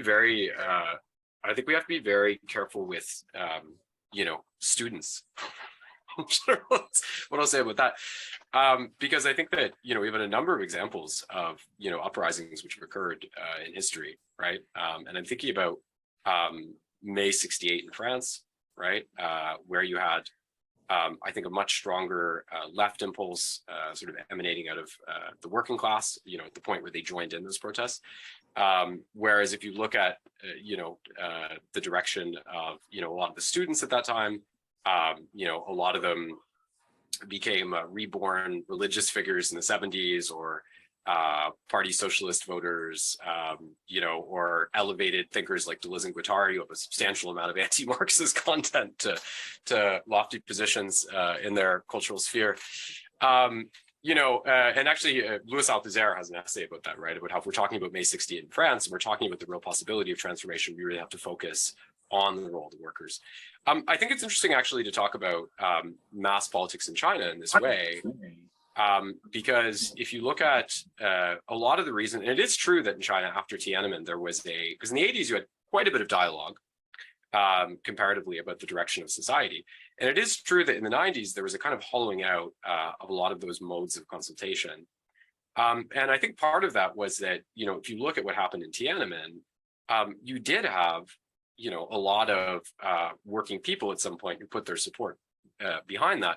I think what a lot of them wanted was something that was more substantially socialist and democratic in character. I think that what was very characteristic was that the protests became heavily co-opted by the West and by the representation of the views of a relatively privileged stratum of students who were calling for a kind of liberal democratic transformation, and that did a lot ultimately to undermine and destroy that movement. So I think that, I think it's telling to me when you talk about the role students played in that. And it's not that students can't play a constructive role. I just think it's important to set things in order, right? But I think regarding what you were saying about socialism and how do we define it? Well, again, if we're talking about what socialism, and I'm not going to sit here and debate whether we should call China the primary stage of socialism or state capitalism or what you will. But if you look at what socialism kind of became, after the failure of the global proletariat to support the Russian Revolution or to join with it, I think largely what it was down to was, a high level of state control, governments which had, fairly diverse class composition in many respects, systemic efforts being made to pursue internal development and to prevent Western exploitation, again, judged purely on their own terms and in relation to what existed around them. A lot of that was successful. But, it's like what Althusser says, right? Socialism is not a mode of production, right? I think by its very nature, it's a very, very messy thing, right? I think that if we look at China today, right, again, talking about a place where, yes, you can see many of the aspects of capitalism within it. You can also see that, 132 of the 145 biggest companies are public, that they enjoy far more social benefits than, most people who come from comparatively wealthy countries, though I do acknowledge there are serious shortfalls like with undocumented workers and aspects of the healthcare system and so on. I think we have to acknowledge that, we're really dealing with something that there's no tidy category we can just fit onto it, right? And that the details have to be analyzed. And we have to really look at it empirically rather than just trying to make it fit some all-purpose category or defining success on that basis only. Well, I mean, the question of how to bring the protests by mostly city dwellers and largely students into a revolutionary socialist movement is that's the task of transitional demands. But I think that the central one has to be the right to self-organization by the working class. And in that working class, I include office workers, IT workers, whole sectors of non-manufacturing, and also including service sector employees. So there is a thing, though, I just wanted to double back on, if I could, and that is to emphasize that the U.S. is not the source of counter-revolution worldwide. That's a very strange conception. I mean, the U.S. ruling class is profoundly counter-revolutionary and will do everything possible, but counter-revolutionary force derives from class relations. And in that sense, the CPC, which is, after all, actually more a state than simply a party, is a profoundly counter-revolutionary force. It's the obstacle to the progress of the Chinese working class. Why isn't China treated like Germany if it's capitalist? Well, both Britain and Germany were capitalist before World War I. That didn't stop them from going to war. No, I think in fact, it's precisely because China is capitalist and is challenging the US in so many capitalist economic ways that we see the current conflict. It's an inter-imperialist conflict. Thanks. Thanks, Griff. Anthony, would you like to respond either to the question or, I assume, just a brief comment. and of course, we're talking about metrics and measuring and definitions also. If the United States is not the great counter-revolutionary force in the world, who else is? And what is counter-revolution? I don't know of any other government that speaks so openly about regime change in nations like Russia, and mobilizes resources to do so. I think if we want a 19th century definition of counter-revolution, we won't find it in the 21st century. And one of the things about the skill of the US ruling class is that it can put itself in the garments of democracy to carry out anti-democratic policies. The US military is a strike force of counter-revolution. Perhaps we live in different worlds, but in the world that I live in, if we're talking about the liberation of humanity as such, we have to liberate humanity from the threats of US imperialism, from the US military. And of course, that places a high responsibility upon the US people. We do not have the luxury of debate about things that I don't think should be debated, such as the Chinese state is a fascist state. Then what is the United States then?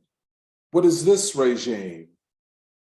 And if we allow the people of each nation to speak, and of course we're talking about through modern polling and scientific polling, if over 80% of the Chinese people say their government serves them, and 60% of the US people say the United States government is corrupt and does not serve their interests, and 25% say that they would support the use of arms to overthrow the government, I think it represents in my country the emergence of something new.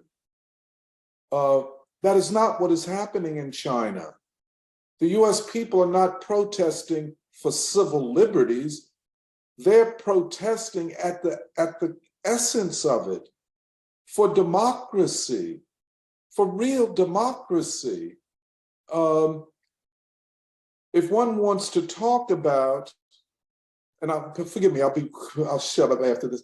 If one wants to talk about fascism and anti-fascism, come to the United States. That's where this struggle is occurring. I'll just raise one last point. How do the panelists and others view the breakup of the unipolar world and the establishment of a multipolar world? How does one talk about the movement of almost the entire African continent in support of global policies of China and then China-Russia? If all of this is to lead to a corruption of global relationships and ultimately the recolonization of Africa, I think you can understand my argument. Thank you. Thanks, Tony. Griff, did you want to respond? But if you did want to respond, I'm sorry, I only have to give you like 1 minute, so I have to be extremely brief. Yeah, I don't see how regime change in Russia, a profoundly, actually a crony capitalist, and imperialist state, constitutes evidence that the United States is the source of counter-revolution worldwide. No, counter-revolution is a result of class relations. I said it once already. I shouldn't have to repeat it. Thanks, Griff. I'm sorry, I should have muted myself. But now I think Arthur D said he fixed his mic, so I'll call on him. Arthur, can you speak? Hello? Can you hear me? Can you talk again? Heard you for a second. Wait.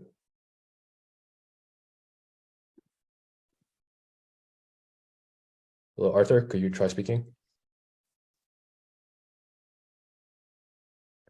In that case, could you just type your question to me? I will move on to Barry, who has his hand up.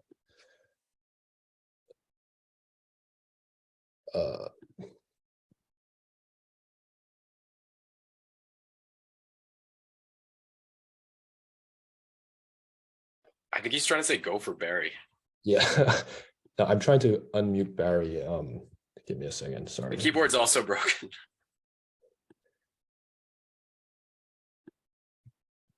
I don't know why I can't.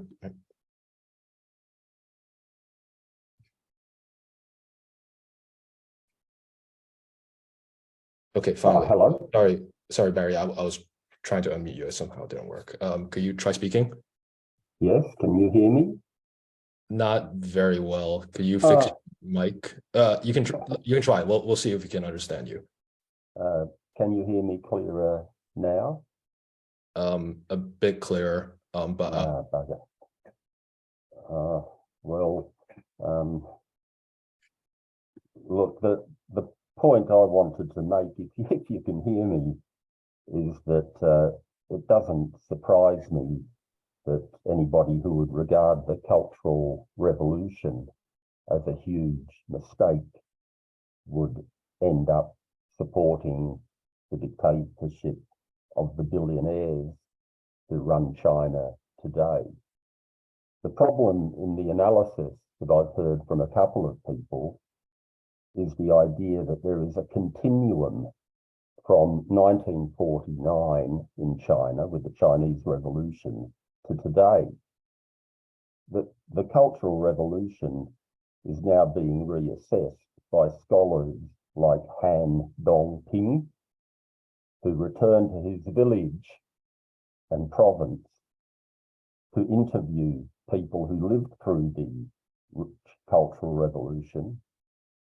And he also had access to provincial archives, where he was able to, in a scholarly way, analyse the changes, the benefits to the everyday people in his village and province during the Cultural Revolution.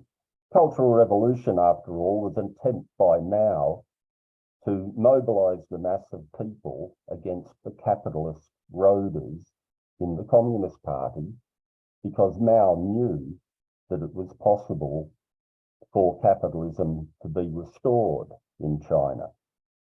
So we have a theoretical basis there in Mao Zedong thought to explain how this could happen.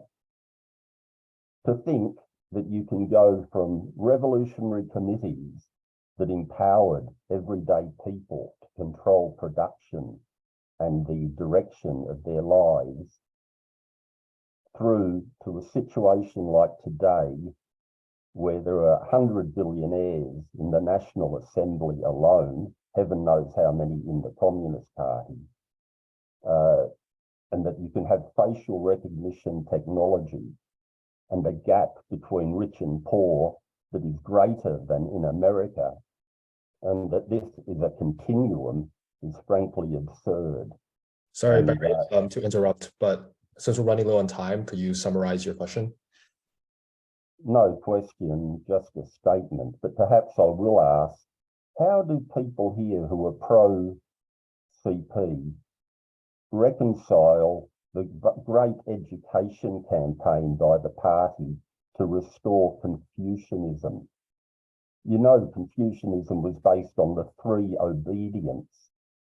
It's the opposite of Mao Zedong thought, the opposite of China when it was revolutionary, and the motto was, "It is right to rebel." The motto under the current fascist regime is obey and you will be all right. I can come in on that if you. Barry, points.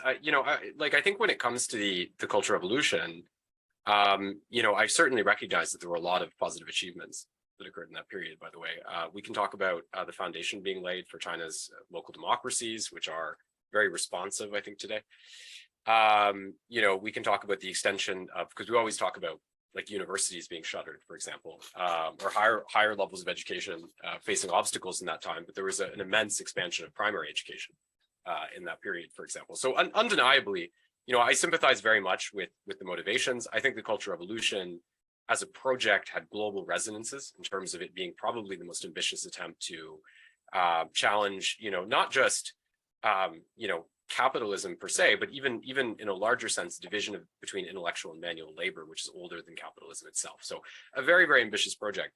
I do think that there was a level of voluntarism, and this also has to do with, we could go back to Mao's theory of contradiction, and I think to the way that this leads to a sort of mistaken idea that one can go beyond the productive forces, which include the relations of production, to a greater degree than was really possible.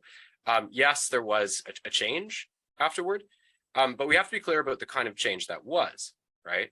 What happened after the Cultural Revolution was that, they backed away from those sort of bold ambitions. And what emerged in its stead was, again, what we call, primary stage of socialism or state capitalism. So we see, both a continuity and a discontinuity, or continuity and rupture, as it were, right? On one hand, those objectives were relinquished. On the other hand, we are dealing with a state that in many crucial respects continues to have aspects of the socialist legacy. So I don't, and when people talk about China being fascist or whatever, I think it's frankly completely absurd. If you look at, I think a strong characteristic of fascist regimes, and I'll even, we can even talk about Trotsky here, right, who criticized the Stalinist thesis of social fascism, right? The idea according to which, social democratic states would have been dubbed fascist. I think a strong feature of fascism is that you see, a very, very violent attempt to repress the most progressive aspects of society. I think that while in China, there has been certainly a level of repression of the working class, of neo-Maoist organizations and so on, it's important to note that they're actually much less repressed than the far right? So it's very funny when you see these things, like for years in the West, there was this whole, Falun Gong, they're so persecuted by the Chinese government. And of course, later on they set up shop, found the Epoch Times, which is this sort of hysterical vaccine denying pro-Trump, and I think rightfully could be described as fascist outlet. So, I think it's a very, very dangerous, I would agree with Tony that way. I think it's very, very dangerous, to conflate that. And even when we use words like, imperialist, it's like, look, China has not had, a serious war since the PRC took power in 1949. If we talk about their engagements in Africa, sometimes it's just building free infrastructure in order to curry favor. Other times it's based on resource swaps. Those countries are accepting those deals because they're preferable to the deals that are being offered to them by the West by some margin. But in any case, what's conspicuously true of that is that what we're not seeing China do in Africa is what the West has done all over the world, which is move in and use limitless martial violence to try to achieve their economic goals. So I think even to talk about, inter-imperial conflict is to subject the global situation to a tremendous false equivalency. Thank you. Thanks, Conrad. Tony, would you like to respond?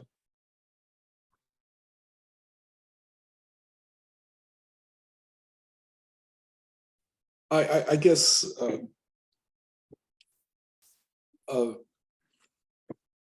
only, I guess, a brief one. I think our categories of analysis and our definitions among those of us on the panel, and maybe generally, are vastly different. And maybe my life experience positions me or puts me in a position to think about the world a bit differently than my colleagues.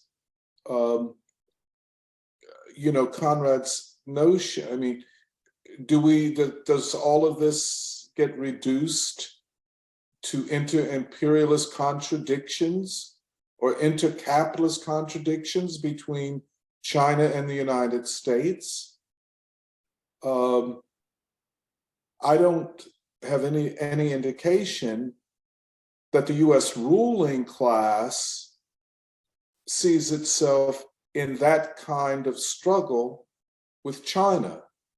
If you listen to them talk, they say, in essence, that the Chinese nation and the Chinese state present an existential problem for the United States.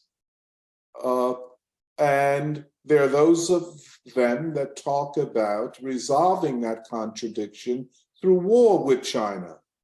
I don't know that China has called for war with the United States, or that China has aircraft carriers and submarines and nuclear-tipped missiles off the shores of the United States. I just don't understand, and you can say it as many times as you want. It does not convince me, and it does not comport with historical reality, that China is a fascist state. That would take us down a very dangerous road, where the only resolution, to cite Karl Marx in the Communist Manifesto, would be the ruin of all classes. And that is what the type of war with China would do. A world war would be the ruin of all classes. And I think that we have a responsibility as revolutionaries not to speak from pure emotion, but to speak from scientific knowledge and ethical and political responsibility. Thank you. My dear colleague, would it be all right if I leave? I have another phone call. Sure, of course, that's fine. And I just like to thank you all for inviting me, and my colleagues. I'd like to thank all of them. And thank you again. Thanks, Tony. Great to see you. Griff, would you like to respond? I should mention, we could probably move into, since we've gone quite over time, you can also add this question as part of your closing remarks, and then we could possibly go in reverse order. So you'll speak, and then David can give some closing remarks, and then finally Conrad. Sure.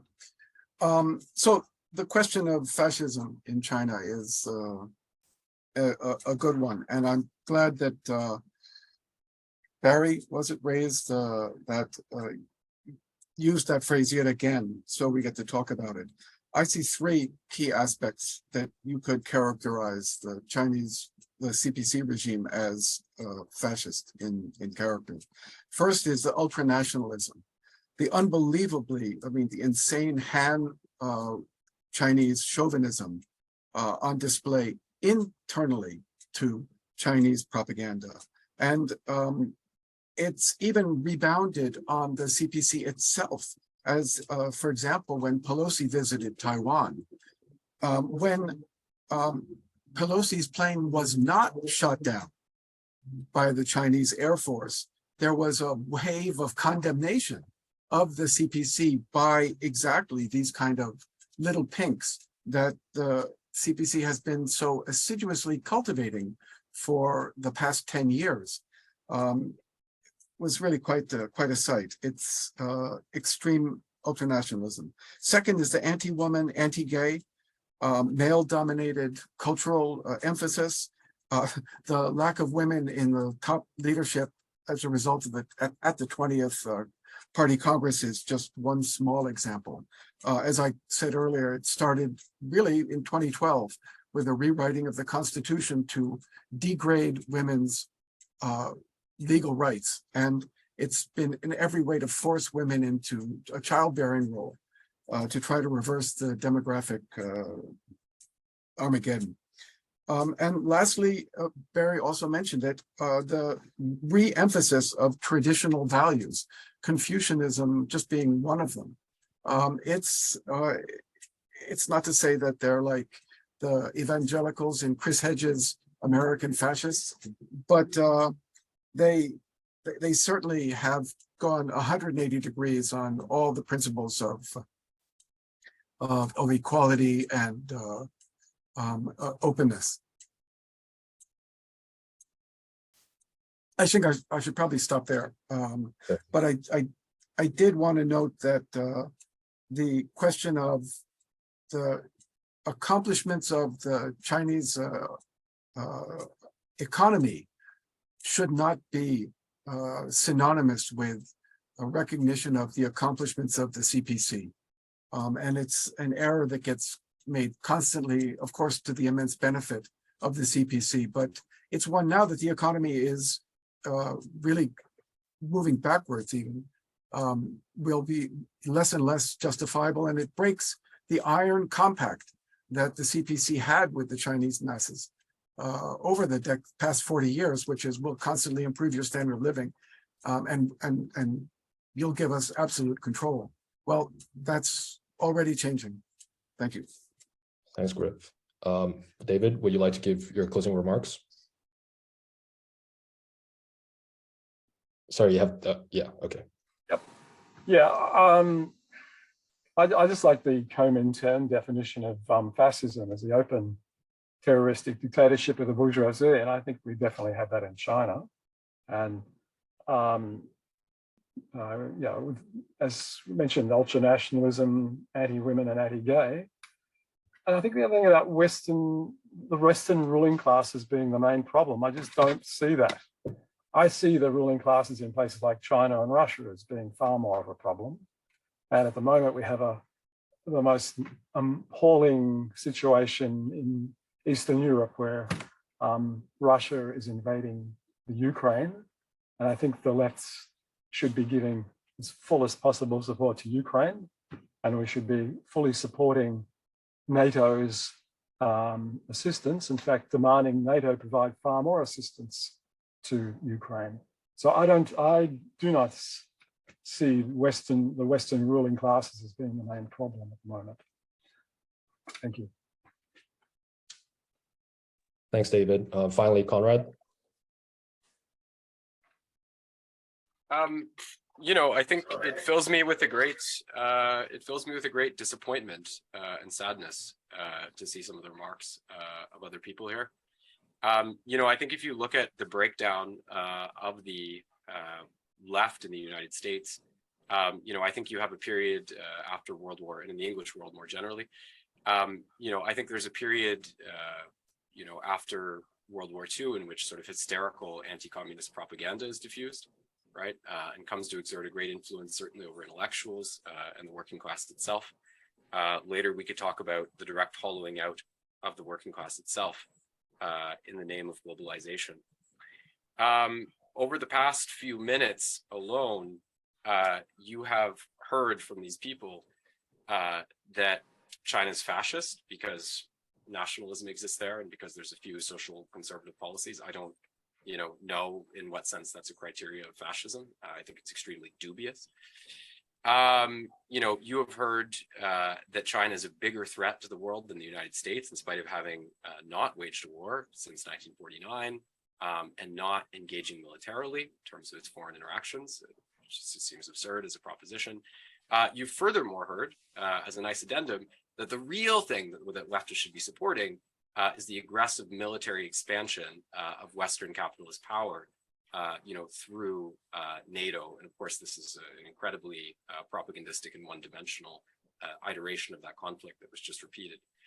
So it's exactly what Tony said. I think that we have to try to look critically at the global picture. We have to try to read outside of these sources that are being directly funneled to us and that are being funded heavily by the Western, military industrial complex and political complex in many respects. And I think that's the only way that we're really going to get to the bottom of this issue. Thank you. Thanks a lot, Conrad. Thanks everybody for. Sorry, David. I'm sure you would like to respond, but this is the closing. We're definitely enemies. That's quite clear. Sure. I just wanted to point out that the meeting chat, it's worth just noting that he took the effort to write it down. Sure. Yeah, but unfortunately, this is the end of the panel. I'll stop recording now.